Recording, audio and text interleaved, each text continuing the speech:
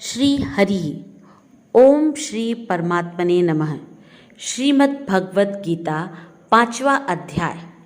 अर्जुन बोले, हे कृष्ण, आप कर्मों के संन्यास की और फिर कर्म योग की प्रशंसा करते हैं, इसलिए इन दोनों में से जो एक मेरे लिए भली भांति निश्चित कल्याणकारक साधन हो उसको कहिए। श्री भगवान बोले, कर्म संन्यास और कर्म योग ये दोनों ही परम कल्याण के करने वाले हैं, परंतु उन दोनों में भी कर्म संन्यास से कर्मयोग साधन में सुगम होने से श्रेष्ठ है। हे अर्जुन, जो पुरुष न किसी से द्वेष करता है और ना ही किसी की आकांक्षा करता है, वह कर्मयोगी सदा सन्यासी ही समझने योग्य है, क्योंकि राग द्वेषादि द्वंद्वों से रहित पुरुष सुखपूर्वक संसार बंधन से मुक्त हो जाता है। उपर्युक्त संन्यास और कर्मयोग को मूर्ख लोग पृथक पृथक फल देने वाला कहते हैं, ना कि पंडित जन, क्योंकि दोनों में से एक में भी सम्यक प्रकार से स्थित पुरुष दोनों के फल स्वरूप परमात्मा को प्राप्त होता है। ज्ञान योगियों द्वारा जो परमधाम प्राप्त किया जाता है, कर्म योगियों द्वारा भी वही प्राप्त किया जाता है।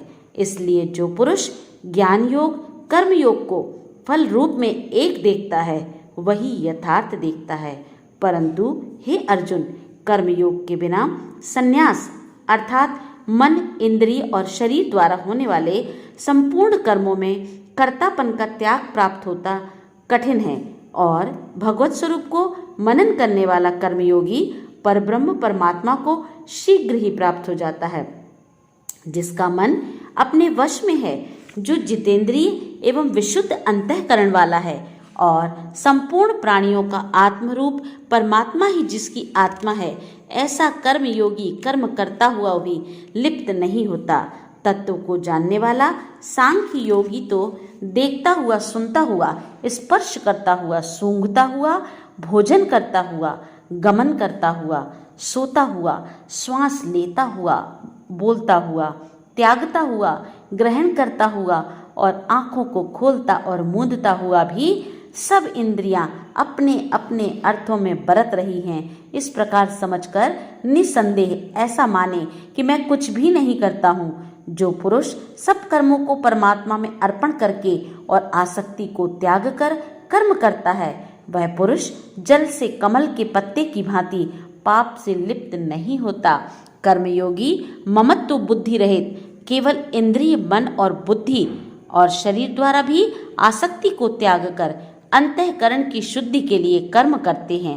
कर्मयोगी कर्मों के फल का त्याग करके भगवत प्राप्ति रूप शांति को प्राप्त होता है, और सकाम पुरुष कामना की प्रेरणा से फल में आसक्त होकर बंधता है।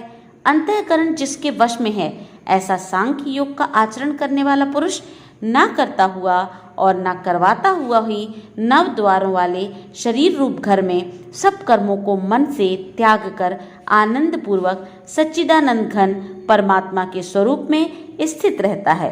परमेश्वर मनुष्यों के न तो कर्तापन की, न कर्मों की ओर और न कर्म फल के संयोग की ही रचना करते हैं, किंतु स्वभाव ही बरत रहा है। सर्वव्यापी परमेश्वर भी न किसी के पाप कर्म को और न किसी के शुभ कर्म को ही ग्रहण करता है, किंतु अज्ञान के द्वारा ज्ञान ढका हुआ है, उसी से सब अज्ञानी मनुष्य मोहित हो रहे हैं। परंतु जिनका वह अज्ञान परमात्मा के द्वारा तत्व ज्ञान द्वारा नष्ट कर दिया गया है, उनका वह ज्ञान सूर्य के सदृश उस सच्चिदानंद घन परमात्मा को प्रकाशित कर देता है। जिसका मन तद्रूप हो रहा है, जिनकी बुद्धि तद्रूप हो रही है, और सच्चिदानंद घन परमात्मा में ही जिनकी निरंतर एक ही भाव से स्थिति है, ऐसे तत्परायण पुरुष ज्ञान के द्वारा पाप रहित होकर अपुनरावृत्ति को अर्थात परम गति को प्राप्त होते हैं। वे ज्ञानी जन विद्या और विनय युक्त ब्राह्मण में तथा गौ, हाथी, कुत्ते और चांडाल में भी समदर्शी ही होते हैं। जिनका मन स्वभाव में स्थित है, उनके द्वारा इस जीवित अवस्था में ही संपूर्ण संसार जीत लिया गया है, क्योंकि सच्चिदानंद घन परमात्मा निर्दोष और सम है। इससे वे सच्चिदानंद घन परमात्मा में ही स्थित है। जो पुरुष प्रिय को प्राप्त होकर हर्षित नहीं हो, और अप्रिय को प्राप्त होकर उद्विग्न न हो। वह स्थिर बुद्धि, संशय रहित ब्रह्मवेत्ता पुरुष सच्चिदानंद घन पर ब्रह्म परमात्मा में ही एक ही भाव से नित्य स्थित है। बाहर के विषयों में आसक्ति रहित अंतःकरण वाला साधक आत्मा में स्थित जो ध्यान जनित सात्विक आनंद है उसको प्राप्त होता है। तदनंतर वह सच्चिदानंद घन परब्रह्म परमात्मा के ध्यान रूप योग में अभिन्न भाव से स्थित पुरुष अक्षय आनंद का अनुभव करता है। जो ये इंद्रिय तथा विषयों के संयोग से उत्पन्न होने वाले सब भोग हैं, यद्यपि विषयी पुरुषों को सुख रूप भासते हैं तो भी दुख के ही हेतु और आदि अंत वाले अर्थात अनित्य हैं। इसलिए हे अर्जुन, बुद्धिमान विवेकी पुरुष उनमें ही रमता है। जो साधक इस मनुष्य शरीर में शरीर का नाश होने से पहले पहले ही काम, क्रोध, मोह से उत्पन्न होने वाले वेग को सहन करने में समर्थ हो जाता है, वही पुरुष योगी है और वही पुरुष सुखी भी है। जो पुरुष अंतरात्मा में ही सुख वाला है, आत्मा में ही रमण करने वाला है तथा जो आत्मा में ही ज्ञान वाला है, वह सच्चिदानंद घन परमात्मा के साथ एक ही भाव को प्राप्त सांख्य योगी शांत ब्रह्म को प्राप्त होता है। जिनके सब पाप नष्ट हो गए हैं, जिनके सब संशय ज्ञान के द्वारा निवृत्त हो गए हैं, जो संपूर्ण प्राणियों के हित में रत है, जिनका जीता हुआ मन निश्चल भाव से परमात्मा में स्थित है, वे ब्रह्मवेत्ता पुरुष शांत ब्रह्म को प्राप्त होते हैं।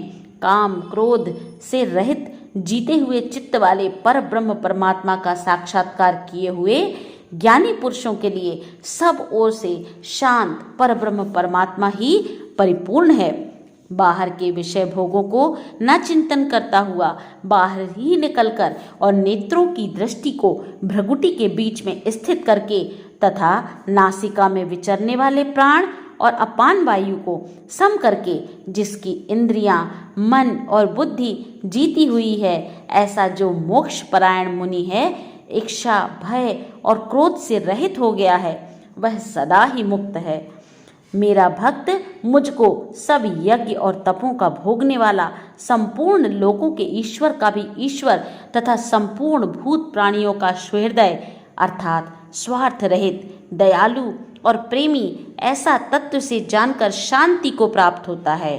ओम तत्सदिति श्रीमद् भगवद गीता सुपनिषत्सु ब्रह्म विद्यायाम योग शास्त्रे श्री कृष्णार्जुन संवादे कर्म संन्यास योगो नाम 5वां अध्याय समाप्त। बोलो श्री कृष्ण भगवान की जय।